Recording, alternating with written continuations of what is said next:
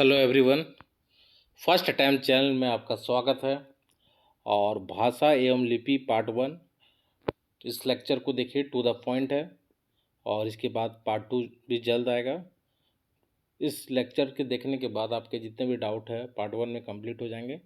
Part two आने के बाद आपका इस टॉपिक से जो भी सवाल आएंगे, उम्मीद करता हूँ कि बन जाना चाहिए। ये वीडियो अगर अच्छा लगे तो लाइक सब्सक्राइब शेयर जरूर कीजिए, अपने दोस्तों तक शेयर कीजिए ताकि एग्ज़ाम आने से पहले ज़्यादा से ज़्यादा रिवाइज कर सके। और जो भी मैं वीडियो डाल चुका हूँ पहले या भी डालूँगा, उसका अगर आपको पीडीएफ चाहिए तो मेरे टेलीग्राम चैनल का लिंक नीचे है, वहाँ से आप कांटेक्ट कर सकते हैं। चलिए शुरुआत करते हैं। भाषा एवं लिपि। भाषा एक्चुअली पहले हम लोग को समझना है भाषा होता क्या है। पूछा ये नहीं जाएगा आपसे कि भाषा होता क्या है, लेकिन एक थोड़ा सा ज्ञान होना चाहिए। भाषा वाणी के माध्यम हेतु संचार करने की एक प्रणाली है। यह ध्वनियों को एक संग्रह है और जिससे लोगों का समूह एक समान अर्थ ग्रहण करते हैं ना। तो पूछा नहीं जाएगा आपसे, लेकिन थोड़ा सा आपको पता होना चाहिए। भारतीय भाषा, अब देखिए बहुत सारे प्रकार का है। भारतीय आर्य समूह, द्रविड़ समूह, चीनी तिब्बती समूह, निग्रो समूह, ऑस्ट्रिक समूह, अन्य। ठीक है, तो ये भाषा का प्रकार है, भारतीय भाषा का ये प्रकार है। ठीक है, ये समूह हो गया आपका। तो हम लोग देखते हैं भारतीय आर्य समूह, पहले यहाँ से पढ़ते हैं। तो भारतीय आर्य समूह के बारे में क्या जानना है? यह हिंद यूरोपीय परिवार की शाखा है। ठीक है, यह जो भारतीय आर्य समूह है, यह हिंद यूरोपीय परिवार की शाखा है। आर्यों के आगमन के साथ भारत में आई। जब आर्य ने आगमन किया भारत में, उसके साथ ही यह भाषा आई। यह भारत का सबसे बड़ा भाषा समूह है। लगभग 74% भारतीय इसका प्रयोग करते हैं। तो थोड़ा सा आपको इसके बारे में पता होना चाहिए। ठीक है, अब हम लोग देखते हैं प्राचीन भारतीय आर्य समूह। इस समूह का विकास लगभग 1500 ईसा पूर्व में हुआ। ठीक है, तथा इसी से संस्कृत का जन्म हुआ। तो संस्कृत का जो जन्म हुआ आपका इससे हुआ, किससे? प्राचीन भारतीय आर्य समूह। यहाँ डायरेक्ट लिखा हुआ, इस बात को आप ध्यान में रखिएगा। ठीक है, यह हमारे देश की सबसे प्राचीन भाषा है। संविधान में सूचीबद्ध 22 भाषाओं में से एक है। तो ये भी बात आपको पता होना चाहिए। द्रविड़ समूह, भारत के दक्षिण भाग में बोली जाने वाली भाषा तेलुगु, तमिल, कन्नड़, ये द्रविड़ समूह की भाषा के अंतर्गत आती है। चीनी तिब्बती समूह, इसका संबंध मंगोलियाई भाषा परिवार से है।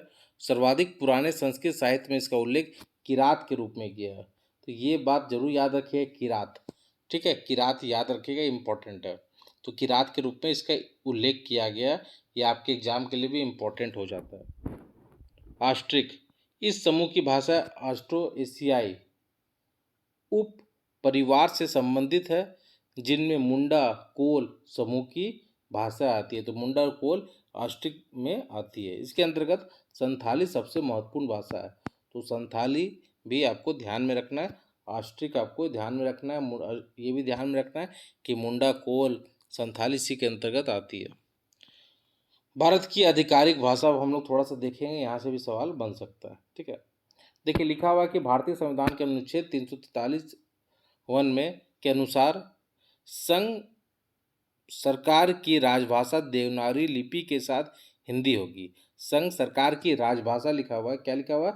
देवनागरी लिपि के साथ हिंदी होगी जब तक संसद अन्यथा तय न करे। क्या तय न करे? सरकारी प्रयोजन के लिए अंग्रेजी का उपयोग संविधान प्रभावी होने के 15 वर्ष के बाद अर्थात 26 जनवरी 1965 तक जारी रहेगा। मतलब जो 1965 तक 15 साल से अगर जोड़ लेते हैं तो 1965 तक आपका यही रहेगा। क्या रहेगा कि जो राजभाषा है देवनागरी लिपि के साथ हिंदी होगी। कब तक? जब तक, देखिए क्लियर लिखा हुआ, जब तक संसद अन्यथा तय न कर ले कि सरकारी परियोजनाओं के लिए अंग्रेजी का उपयोग संविधान प्रभावी होने के 15 वर्ष के बाद अर्थात 26 जनवरी 1965 तक जारी रहेगी। ये बात आपको ध्यान में रखना। 343 वन में क्लियर लिखा हुआ है कि संघ सरकार की राजभाषा देवनागरी लिपि के साथ हिंदी होगी जब तक संसद अन्यथा तय न करे कि सरकारी परियोजनाओं के लिए अंग्रेजी का उपयोग संविधान प्रभावी होने के 15 वर्ष के बाद अर्थात 26 जनवरी 1965 तक जारी रहेगा। मतलब 15 वर्ष तक के जारी रहेगा। ठीक है, राजभाषा अधिनियम 1963 ये देखते हैं। देवनागरी लिपि में हिंदी का संघ की राजभाषा के रूप में निर्धारित करता है।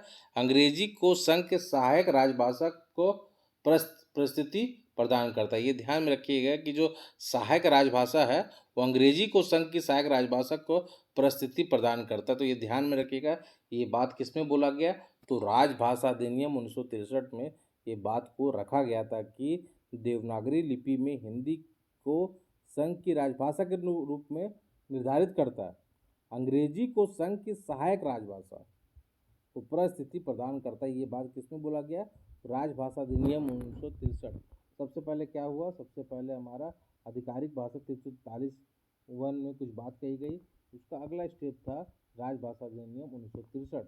उसमें सहायक राजभाषा भी ध्यान में रखना है आपको। 8वीं अनुसूची, प्रारंभ में 14 राजभाषा चयनित थी, मूल रूप से 14 था।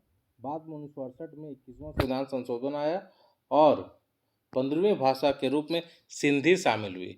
तो जो 15वीं भाषा थी वो आपका सिंधी हुई।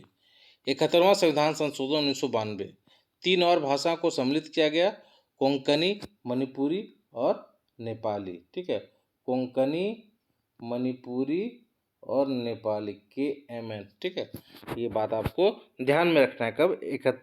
71वां संविधान संशोधन में। 21वां याद रखिएगा आप, आपका सिंधी। ठीक है, याद रखिएगा। 71वां भी बता दिया, 3 कोंकणी, मणिपुरी और नेपाली। 92 संविधान संशोधन, 4 भाषा, BMDS याद रख सकते हैं आप, बोडो, मैथिली, डोगरी, संथाली, BMDS। ठीक है, BMDS हो गया, 4 इधर हो गया। और इसके पहले आपका 71 में आपको याद रखिए कि KMN है ना, कोंकणी, मणिपुरी, नेपाली।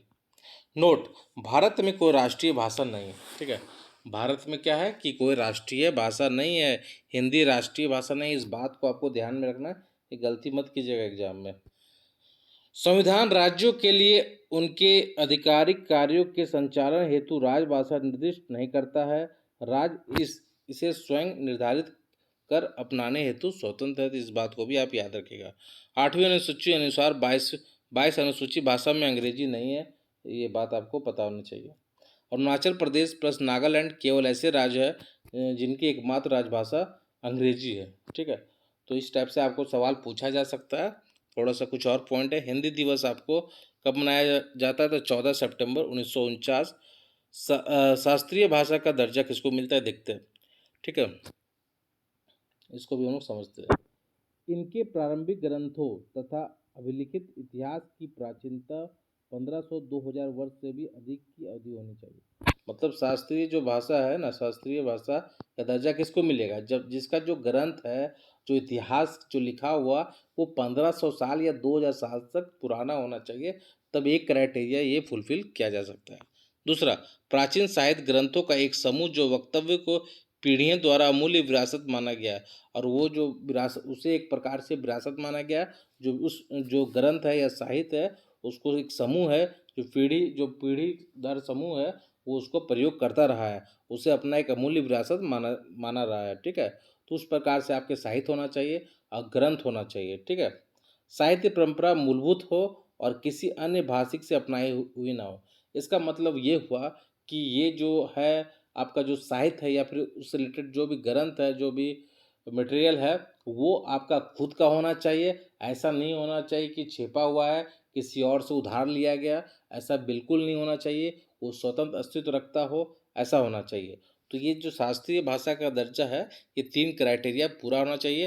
अगर शॉर्ट में बात करें तो जो 1500 से 200 साल, 1500 या 2000 साल पुराना होना चाहिए।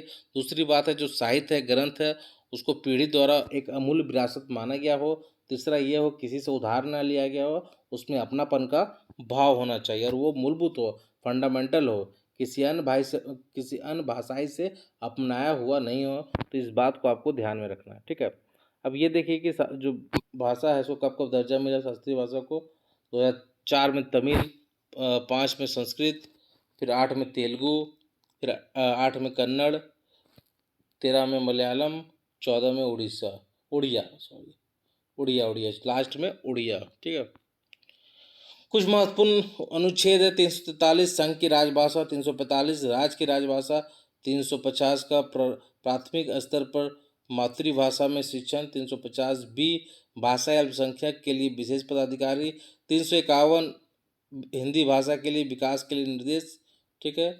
और article 348 supreme court high court act bill अंग्रेजी भाषा में होगी, ये आर्टिकल ध्यान में रखना है, ठीक है। इंपॉर्टेंट अनुच्छेद है जो आपके एग्जाम में डायरेक्ट पूछा जा सकता है, मतलब इसके लिए याद रखिएगा।